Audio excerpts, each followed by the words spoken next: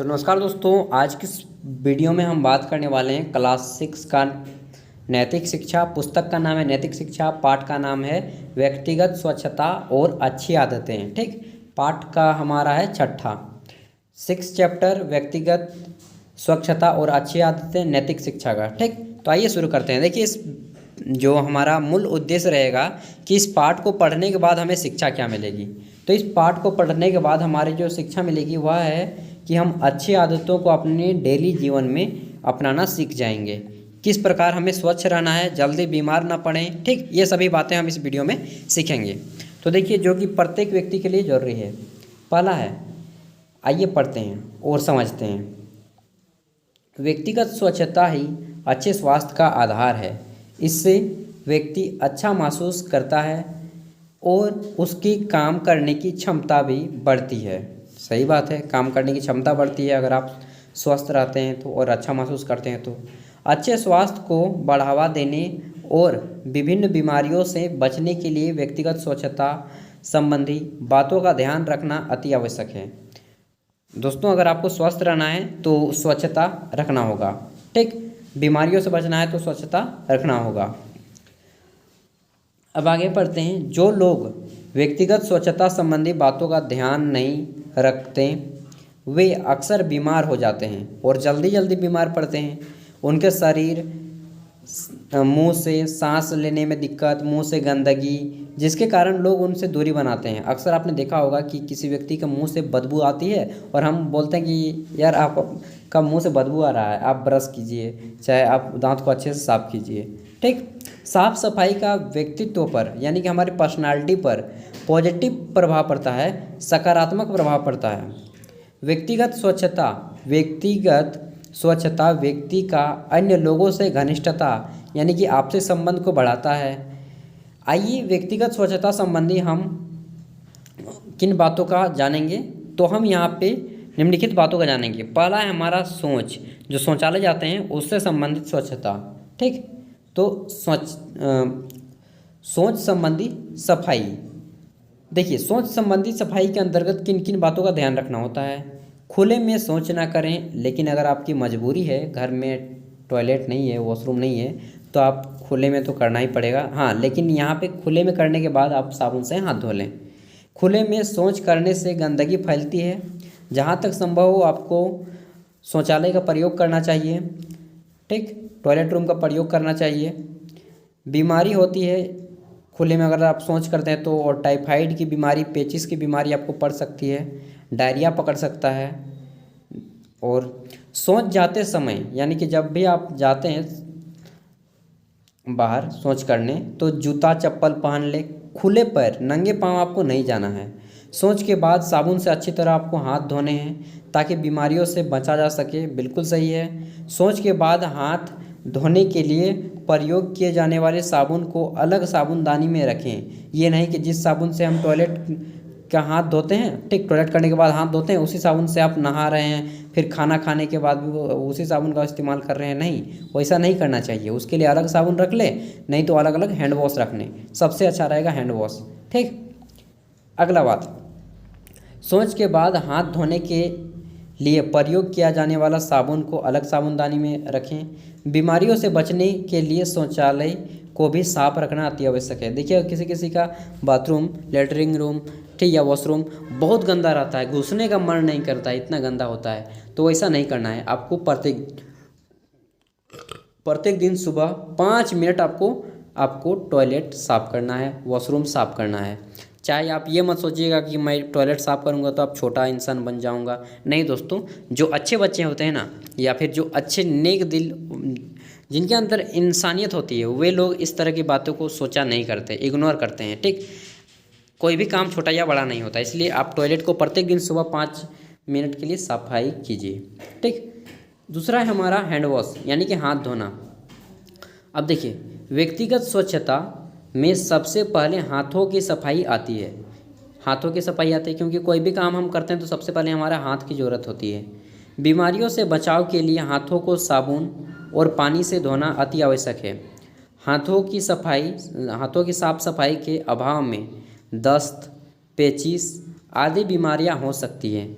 सोच के बाद साबुन से अच्छी तरह हाथ धोने चाहिए, ठीक, ताकि विभिन्न प्रकार की बीमारियां ना हो सकें। खाना परोसने से पहले, खाना खाने से पहले और खाना खाने के बाद, मतलब खाना खाने से पहले और खाना खाने के बाद आपको साबुन से अच्छी तरह हाथ धोना है। भले खाना खाने के बाद ना धोएं चलेगा, लेकिन खाना खाने से पहले ज़रूर धोना है दोस्त, ठीक। पशुओं के कच्चे खाद्य पदार्थों जैसे कि बकरियों का या फिर मवेशियों का चारा भूसा गाय का लाते हैं, तो उसके बाद आप हाथों को सफाई कर लें अच्छी तरह से, ठीक। ये हो गया। आगे चलते हैं। तो हमारा तीसरा पॉइंट है नियमित रूप से स्नान करना यानी कि नहाना। त्वचा की सफाई, नियमित रूप से स्नान करना, त्वचा की सफाई, स्किन का आपको सफाई करना है।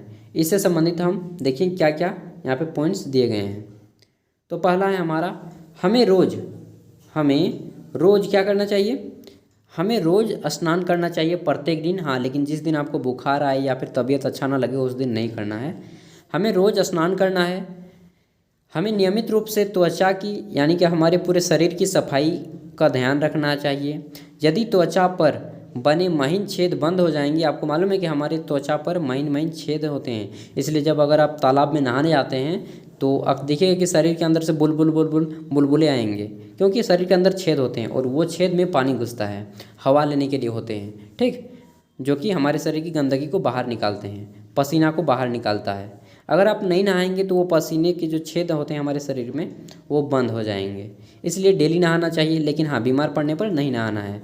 रोज़ निकलने वाली पसीने के कारण शरीर के अंगों से जो जीवाणु पैदा होता है ना, उसके कारण शरीर में गंध आती है। देखिएगा कि किसी के सामने से अगर जाइएगा आप तो उसका शरीर बहुत ज़्यादा गंध करता है, तो वैसा आपको नहीं रहना है।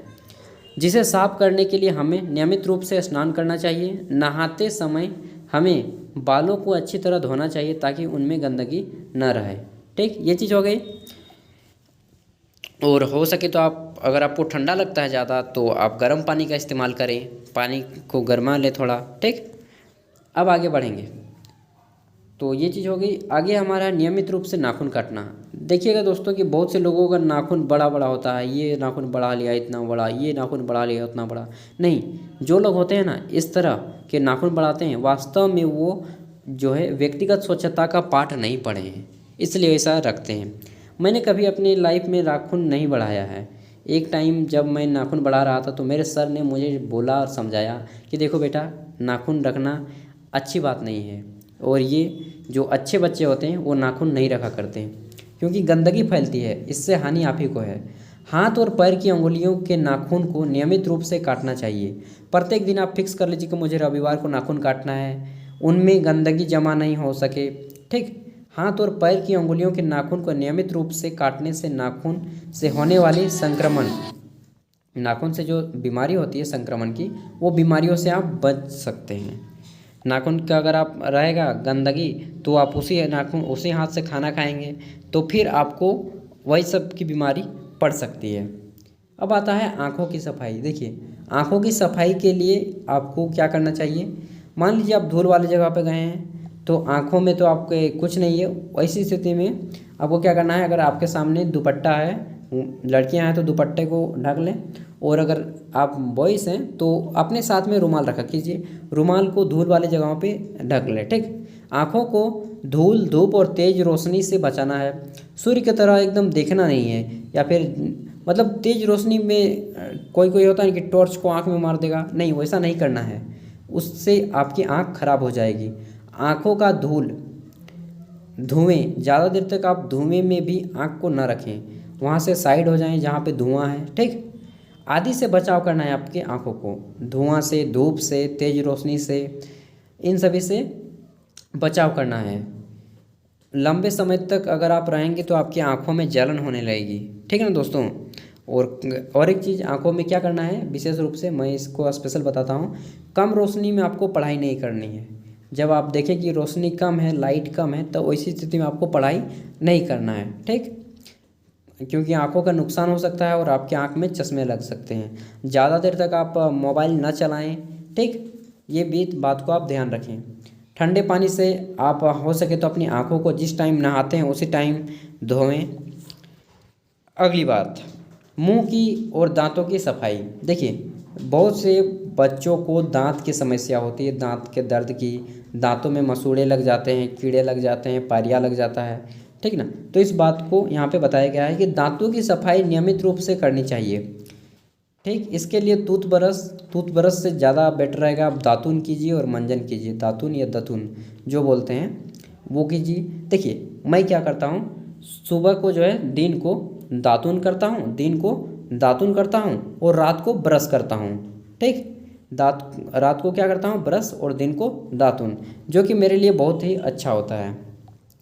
तो आप भी कर सकते हैं, प्रयोग कीजिए। अगर हम दांतों की नियमित रूप से सफाई नहीं करेंगे तो इनमें कीटाणु पैदा हो जाएगा, ठीक। देखेंगे कि दांतें काले काले पड़ जाएंगे, गड्ढे हो जाएंगे, तो किसी के दांत दर्द करने लगते हैं। हमें रोज़ भोजन के बाद दांतों की अच्छी तरह से सफाई करनी चाहिए। और अगर आप भोजन के तुरंत बाद दांतों की अच्छी तरह सफाई नहीं कर पाते हैं तो आपको करना क्या है, पानी लीजिए और अंगुली से दांत को सफा कीजिए तुरंत खाना खाने के बाद, ये काम करना है, ठीक है दोस्तों। आगे देखते हैं, इससे दांतों में फंसे जो अन्न होते हैं, खाने के जो कण होते हैं वो निकल जाते हैं। सुबह और सोते समय दांतों की अच्छी तरह सफाई करना, सॉरी देखिए माफ़ कीजिएगा, दांतों की नियमित रूप से दंत चिकित्सक से, मतलब अगर आपको थोड़ा सा दर्द करता है तो आप डेंटिस्ट के पास जाइए और दिखा लीजिए दंत चिकित्सक से। आगे बात करेंगे कान की सफाई। कान की सफाई किस प्रकार करना है, तो हमारे कान सुनने का काम करते हैं, जो कि हमारे शरीर का बहुत ही ज़रूरी अंग है। अगर कान हमारा बहरा हो जाएंगे तो समझते हैं ना कितनी प्रॉब्लम होगी। खुले में होने के कारण, कान खुले में होने के कारण धूल, मैल आदि आसानी से चले जाते हैं। याद रखें, कोई भी नुकीली चीज़ कान में नहीं घुसाना है, कोई भी नुकीली चीज़ को आपको कान में नहीं घुसाना है, क्योंकि इससे कान का जो पर्दा है वो फटने का डर रहता है, ठीक। बहरापन हो सकता है, तो क्या करना है, बिना डॉक्टर की सलाह से आपको कभी भी कान में तेल नहीं लगाना चाहिए, कोई भी तेल नहीं डालना चाहिए। लेकिन हाँ एक चीज़ मैं बताना चाहूँगा, चलिए बाद में बताता हूँ। कान की जो ये हो गया, कान का मतलब ये नहीं करना चाहिए, लेकिन कान की सफाई नहाने के तुरंत बाद करें। अगर कान में फंस जाता है आपका झाग, फेन, तो क्या करना है, आपको कपड़े से उसको साफ़ कर देना है। कान के बाहरी हिस्से को गीले कपड़े से साफ़ कर दें। और हाँ, अगर आपको रात में या किसी भी टाइम कान में चींटी घुस जाता है, कान में अगर आपके चींटी घुस जाता है तो उस स्थिति में क्या करना है, कान में सरसों का तेल, जिसे आप कड़वा तेल बोलते हैं, उसे डाल लीजिए थोड़ा सा, एक बूंद बस। वो जैसे ही आप डालेंगे वो चींटी चल नहीं पाएगा और आपको बहुत राहत मिलेगी। रात को बहुत लोगों को दिक्कत होती है। और उसके बाद आप 10 रुपये का फुरेरी ला लीजिए, एयरबड, जो कान साफ करने के लिए होता है, ठीक। इस तरह का डंडिल होता है और इस साइड भी रुआ लगा होता है, इस साइड भी कॉटन लगा होता है, रुआ लगा होता है। तो उसे आप ले लीजिए, 10 रुपये लेता है, रात को रख लीजिए अगर आपके कान में चींटी घुस जाए तो, ठीक। अगली चीज़, नाक की सफाई। देखिए बहुत से लोगों का नाक गंदा होता है, हमेशा नाक बहते रहता है, ठीक। नाकों से कितने बड़े बड़े बलून फुला देते हैं, तो वैसा आपको नहीं करना है, ठीक, क्योंकि आपकी पर्सनालिटी में वो जो है निखार नहीं ला पाएगा। तो देखिए यहाँ पे क्या बोल रहा है कि नाक सांस लेने के लिए है, सूंघने के काम में आता है। नाक को साफ पानी से साफ करना चाहिए, प्रत्येक दिन आपको नाक मुंह धोते वक्त साफ करना चाहिए। याद रखें, कोई भी नुकीली चीज़ या तेज धार वाली चीज़ नाक में नहीं डालना है, इससे नाक को नुकसान पहुंच सकता है। खांसते व छींकते समय आपको विशेष रूप से ध्यान देना है कि नाक में रुमाल लेना है। क्या लेना है, नाक में रुमाल लेना है या फिर कोई कपड़ा लेना है। अब आंतरिक वस्त्रों की सफाई, वस्त्र मतलब कपड़ों की सफाई करना है। देखिए आंतरिक वस्त्रों में कोई भी वस्त्र हो गया या और बाहरी वस्त्र दोनों, शर्ट पैंट, आप सभी को बहुत ही अच्छे ढंग से सफाई करना है। प्रत्येक दिन में कीजिए हो सके तो, और नहीं तो 2 दिन से ज़्यादा आपको कपड़ा नहीं पहनना है, ठीक ना दोस्तों। 2 दिन से ज़्यादा कपड़ा नहीं पहनना है, क्योंकि स्वामी विवेकानंद कहते हैं कि स्वस्थ शरीर में ही वो स्वस्थ दिमाग होता है, एक अच्छा दिमाग होता है। तो अगर आपको अच्छा दिमाग रखना है ना, ठीक, मेंटली रूप से, तो आपको स्वस्थ रहना होगा और स्वच्छ रहना होगा, स्वच्छ और स्वस्थ, ठीक। नियमित रूप से सफाई पर ध्यान देना चाहिए। आंतरिक वस्त्रों को प्रतिदिन बदलना चाहिए, अंडरवियर को अच्छे से साफ कीजिए, ठीक। और अपना कपड़ा स्वयं धोने की कोशिश कीजिए। अपनी मम्मी को चाहे या फिर किसी को नहीं दीजिए। अगर कोई दिक्कत हो उसी स्थिति में देना है। वस्त्रों को साबुन से धोकर नियमित रूप से धूप में सुखाइए। और बहुत से लोग होते हैं कि गीला कपड़ा पहनते हैं, गीला कपड़ा नहीं पहनना चाहिए। ठीक, रात को ढीला कपड़ा पहन के सोना चाहिए। ये नहीं कि पूरा जीन्स पहन लिए झाड़ के एकदम सो गए। रात को जीन्स ना पहने, ढीला कपड़ा पहने। अब आते हैं हम अभ्यास यानी कि एक्सरसाइज करते हैं। तो हमारा अभ्यास, निम्नलिखित तालिका को पूरा कीजिए। यहाँ पे दिया गया है कार्य और करते हैं या नहीं करते हैं। क्योंकि आपको उत्तर नहीं देना है क्योंकि का, केवल करते हैं या नहीं करते हैं। खुले में शौच, अगर आपके घर में शौचालय होगा तो आप नहीं करते होंगे, अगर आपके घर में शौचालय होगा तो करते हैं। ठीक, सरकार ने तो दे दिया 12,000 की शौचालय, लेकिन इसमें घूस खाकर हमारे लोगों ने इसके एकदम क्या बताएं, एकदम छोटा सा कमरा बना दिया है। और जो कि 8,000, 10,000, 2,000 रुपये तो उन्होंने ही खा लिया है घूस पे, हम सब जानते ही हैं। तो वो कोई काम का नहीं है सरकार का चीज़। भोजन से पहले एवं शौच के बाद साबुन से हाथ की धुलाई, हाँ बिल्कुल करना चाहिए। ठीक, करते हैं। खांसते व छींकते समय मुंह पर नाक पर रुमाल रखना चाहिए, हाँ बिल्कुल ये भी रखना चाहिए, चाहे गमछा रखिए। रात्रि में भोजन के बाद ब्रश दातुन करें, बिल्कुल रात्रि में ब्रश करें। और ज़्यादा जो है आप टूथपेस्ट का प्रयोग ना करें, मंजन का प्रयोग करें। क्योंकि टूथपेस्ट में SLS होता है। SL मतलब सोडियम लोरिल सल्फेट, जो कि झाग पैदा करता है और वह हमारे शरीर के लिए नुकसानदायक है। ठीक, रात्रि में भोजन के बाद ब्रश करें। आँखों को साफ या ठंडे पानी से धोने का कार्य वो भी करना चाहिए। आप करते हैं या नहीं करते हैं वह आप पे डिपेंड करता है। डॉक्टर की सलाह बगैर कान में तेल डालने का काम ना करें। तो इसे आप डाल सकते हैं, ये उतना इम्पोर्टेंट नहीं है, क्योंकि मैं जानता हूँ, मैं डाला करता हूँ और मुझे अभी तक कुछ नहीं हुआ है। हाथ और पैर की अंगुलियों के नाखून को नियमित रूप से काटने का काम करें, यह बिल्कुल सही है। ठीक, प्रतिदिन स्नान करना चाहिए, हाँ, लेकिन जब बुखार आए तो उस दिन आपको नहीं स्नान करना चाहिए। आगे आगे देखते हैं। व्यक्तिगत स्वच्छता से आप क्या समझते हैं, तो इसको बताना है। ठीक, व्यक्तिगत स्वच्छता, अपने दैनिक जीवन दिनचर्या को अच्छे ढंग से साफ रखना ही हमारा व्यक्तिगत स्वच्छता है। तो देखिए दोस्तों, एक पेशेंट आ गया, इसको मैं, तो दोस्तों हमारा दूसरा क्वेश्चन है कि व्यक्तिगत स्वच्छता से क्या समझते हैं। तो व्यक्तिगत स्वच्छता उसे कहते हैं जो हमारे दैनिक दिनचर्या में अपनाए जाने वाले स्वच्छता होते हैं। जैसे हाथ की स्वच्छता, शरीर की स्वच्छता, नाक की स्वच्छता, कान की स्वच्छता, ठीक, आदि आदि। व्यक्तिगत स्वच्छता क्यों जरूरी है, तो व्यक्तिगत स्वच्छता हमारे दैनिक जीवन में स्वस्थ रहने के लिए अति आवश्यक है। ठीक, अगला, खुले में शौच करने से क्या क्या दुष्परिणाम हो सकते हैं। देखिए, अगर आप खुले में शौच करिएगा तो उससे पेचिस हो सकता है, डायरिया हो सकता है, टाइफाइड बीमारी हो सकती है। ठीक, तो ये सारी समस्याएं आपको हो सकती हैं। आगे देखते हैं। तो गंदगी के कारण होने वाली बीमारियों की एक सूची बनाइए, तो लिख दीजिए अभी जो मैंने बताया, टाइफाइड, ठीक, उसके बाद पेचिस, डायरिया, ये सब आप लिख दीजिए। छठा क्वेश्चन, व्यक्तिगत स्वच्छता के अतिरिक्त अन्य प्रकार की स्वच्छताओं पर भी ध्यान देना जरूरी है, जैसे कि जल की स्वच्छता। और हमें कहाँ कहाँ स्वच्छता का ध्यान रखना चाहिए। देखिए, आपके आमने सामने अगर कहीं जगह जल जमा हो गया है, इकट्ठा हो गया है, तो उसको आपको निकाल देना है। ठीक, उसके बाद आप देखिए कि आपके घर में कहीं पे काई तो नहीं बैठ गया है, जिसे आप सोमाल बोलते हैं, फिसलन, वो आपको ध्यान रखना है। इसी तरह बहुत सारी स्वच्छता है कि आप जिस बिस्तर में सो रहे हैं उस बिस्तर पे कितनी गंदगी है, उसे सफाई करते रहिए सप्ताह में एक बार। ठीक, व्यक्तिगत स्वच्छता संबंधित अच्छी बातों को चार्ट पेपर पर सुंदर सुंदर अक्षरों में लिखिए।